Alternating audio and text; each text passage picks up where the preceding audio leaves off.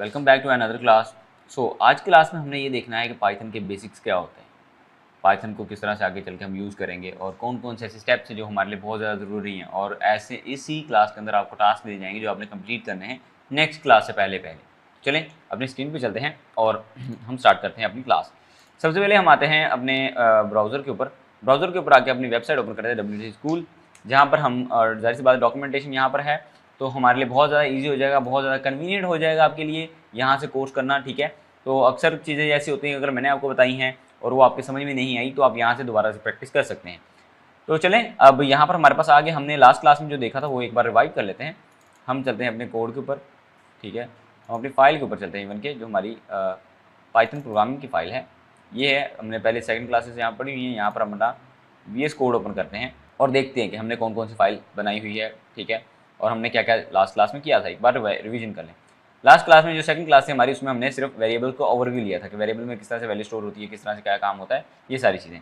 अब चलें, हमने बेसिक कैलकुलेशंस की थी तो चलें वो चीज़ें तो हो गई। अब आते हैं थर्ड क्लास के ऊपर। तो आज हमने एक और क्लास करनी है जिसका नाम होगा basics of HTML, basics of Python, basics Python basics कह लें। चलें पाइथन बेसिक्स कह लें, Python basics. Python basics, just wait second, इसको दोबारा से एक बार मैं रिवाइव कर देता हूँ। ठीक है, जस्ट एक क्लिक हुआ और ये गलती से होगी basics. Okay, Python basics dot py एक मेरी फाइल बन गई, इसको सेव कर लेते हैं। ओके, पिछली वाली फाइल जो है मैं वो सारी पीछे वाली बंद कर देता हूँ ताकि हमें क्लियर व्यू दिखाई दे। चलें अब सबसे पहले हमने देखना है वेरिएबल क्या होता है, बिकॉज हम WC स्कूल पे भी अगर हम जाएँ तो यहाँ पर भी हमने कमेंट्स तक कर लिया था, वेरिएबल्स पे आ गए थे। वेरिएबल्स आर कंटेनर्स, जैसे मैंने आपको पहले बताया है कि variables are containers for storing data values. अब वेरिएबल कंटेनर्स होते हैं जहाँ पर वैल्यू स्टोर करते हैं। ठीक है, आप कोई भी वैल्यू स्टोर कर सकते हैं किसी भी कंटेनर के अंदर। बेसिकली आपके पास एक स्पेस है जहाँ पर आपने कोई चीज़ रखनी है तो आप कोई भी वैल्यू उनको असाइन कर सकते हैं। यहाँ पर हमारे पास जो पाइथन के अंदर है, Python has no command for declare a variable. Declaration के लिए हमारे पास कोई भी पाइथन के अंदर कमांड नहीं है। हमने जस्ट क्या करना होता है कि उसको कोई भी डिक्लेरेशन दे सकते हैं, एक जो वेरिएबल उसका कोई भी नाम रख सकते हैं। लाइक मैं रख सकता हूँ पाकिस्तान, एक हमारे पास वेरिएबल आ गया है। पाकिस्तान के अंदर मैं एक वैल्यू स्टोर करता हूँ, वो है 1947। अब यहाँ पर इंडिया आ जाता है, इसके बाद हम लिख देते हैं इंडिया, एक वेरिएबल बना दिया मैंने। अब इंडिया के अंदर मैं भी एक वैल्यू स्टोर कर दूंगा जो है अगस्त कर लेते हैं, AUG। ठीक है, अगस्त। अब हमारे पास सारी सी बात है, जैसे हमें भी पता है कि भाई 14 अगस्त की जब हम बात करते हैं तो हमारे पास इंडिपेंडेंस डे आता है। Okay, overall independence day India और पाकिस्तान दोनों का। तो यहाँ पर भी हमारे पास हमने दो को प्रिंट करवा लिया। अब हमने क्या करना है कि इनको प्रिंट करवाना है, तो प्रिंट करवाता हूँ मैं। अब मैंने प्रिंट करवाना है पाकिस्तान को, प्रिंट। ठीक है, पाकिस्तान।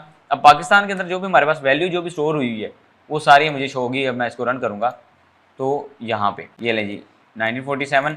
ठीक है, अब रह गया भाई इंडिया को पीछे रहे, इंडिया को हम साथ लेके आएंगे।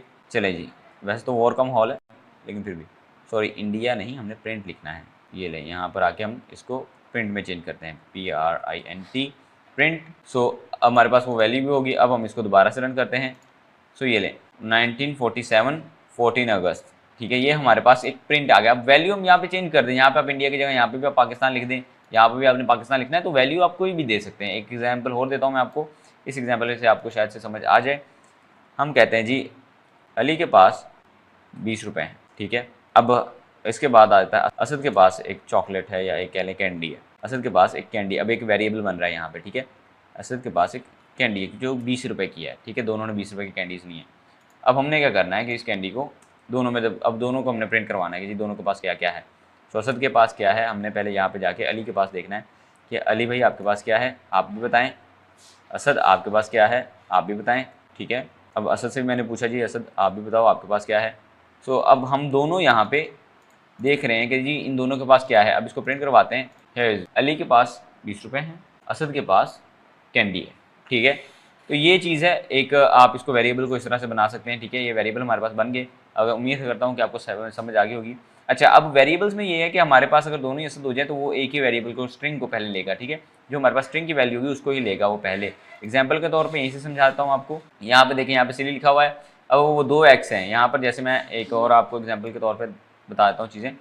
हमने क्या करना है कि यहाँ पर दो वैल्यू ले लेते हैं अली। अब अली को मैं देता हूँ वैल्यू लाइक कोई भी 10, फिर एक और अली। अब अली के अंदर मैं क्या करता हूँ कि प्रिंट करवा देता हूँ कोई एक वर्ड। अब लाइक मैं कह देता हूँ यहाँ पे कि कि हमारे पास होगा असद। सो अब पहले क्या प्रिंट होगा, पहले 10 प्रिंट होगा या कौन सी हमारे पास वैल्यू प्रिंट होगी। अगर मैं प्रिंट के ऊपर जाता हूँ, प्रिंट करता हूँ मैं अली को, अब हमारे पास कौन सी वैल्यू स्टोर होगी। 3 सेकंड है, आप बता दें मुझे 3 सेकंड में क्या आएगा।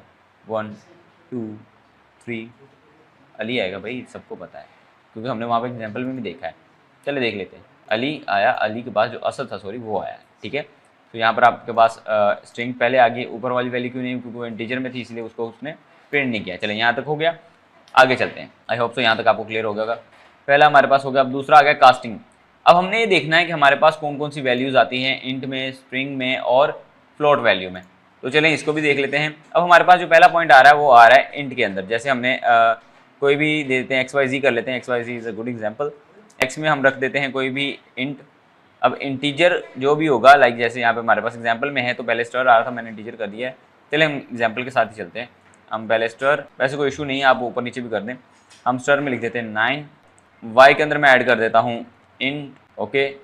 अब इंटीजर में हम लाइक ऐड कर देंगे कोई भी एक वैल्यू, सेम वैल्यू ऐड कर देते हैं ताकि एग्जाम्पल के तौर पे ही आपको समझ रहे, बाद में ये ना हो कि आप कहेंगे सर क्या समझा दिया आपने, हमारे तो ऊपर से गुजर गया। तो हमने सिंपली यहाँ पे सॉरी फ्लोट लिख दिया। फ्लोट में भी हम 9 ही वैल्यू ले जाएंगे बिकॉज ये एक अच्छी एग्जाम्पल बनती है जब आप काम कर रहे होते हैं अपनी वैल्यू के साथ, ठीक है।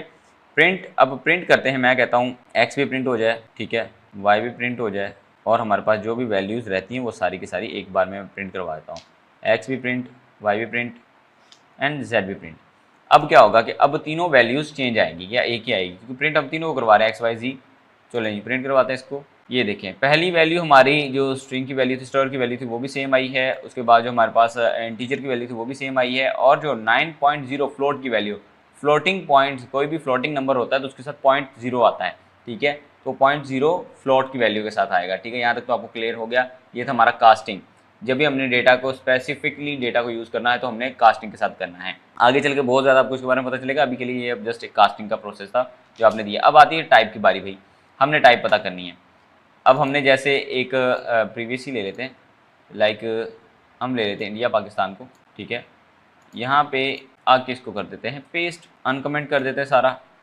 अब हमने टाइप्स पता करनी है भाई, टाइप्स क्या हैं इसकी, इसको कमेंट कर देते हैं ताकि हमारा कोड जो है वो ख़राब ना हो। अच्छा, अब यहाँ पर हमारे पास कौन सी चीज़ यूज़ होती है, टाइप का। अब ये जो हमारे पास फंक्शन आ रहा है टाइप का, ये यूज़ किस लिए होता है, ये इसी चीज़ के लिए यूज़ होता है ताकि आपको रहे पता कि हमने टाइप मालूम करनी है किसी भी एक वेरिएबल की, किसी भी एक वैल्यू को हमने अगर टाइप पैदा करनी है तो उसके लिए हम कौन सा वेरिएबल यूज़ करते हैं, फंक्शन यूज़ करते हैं। टाइप का फंक्शन कुछ इस तरह से यूज़ होता है, ठीक है। उसकी ब्रैकेट्स आती हैं, ठीक है। यहाँ पे भी हमने टाइप यूज़ करनी है, ओके जी। हमने अगला जितना भी हमारा काम होगा वो इन्हीं के ऊपर होगा जी टाइप। अब हमारे पास यहाँ पे टाइप आ गया। अब पहला जो हमारे पास पाकिस्तान है इसकी टाइप क्या है और इंडिया की टाइप क्या है देखते हैं। चले जी इसको हम करते हैं रन। पहले हमारे पास आ रही थी जो थी वो थी इंटीजर वैल्यू, दूसरी थी हमारे पास स्ट्रिंग, सिंगल या डबल कोट्स के अंदर कुछ भी हम लिखें वो स्ट्रिंग कहलाता है, चाहे वो नंबर है चाहे कुछ भी है। तो वो देख लें, क्लास आ गई स्ट्रिंग, ठीक है।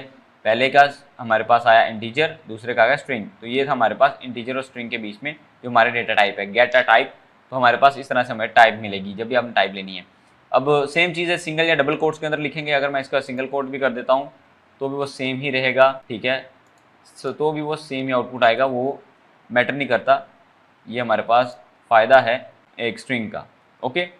तो यहाँ तक हो गया। अब केस सेंसिटिव सेम पॉइंट है आपके पास। जब भी हम यूज़ करते हैं केस सेंसिटिव को तो वो बेसिकली इसी तरह से होता है कि आप उसको किस तरह से भी ओवर राइट कर सकते हैं। लाइक आप छोटा वर्ड लिखेंगे या बड़ा वर्ड लिखेंगे, मैं आपको दिखाता हूँ। आप जैसे भी लिखें आपको वो दोनों प्रिंट होंगे, ठीक है। अगर मैंने यहाँ पे अली लिखा हुआ था और मैं इसको अनप्रिंट करता हूँ, अनकमेंट करता हूँ सॉरी, और मैं अली का ए जो है, सॉरी ये ऊपर वाले हो गए, हमने ये वाले करने थे। सो मैं इसको अनकमेंट करता हूँ। अनकमेंट करने के बाद ये जो असद है या जो हमने अली किए हुए थे, सॉरी अली को ही लेना है, ये नीचे ही था, ओके।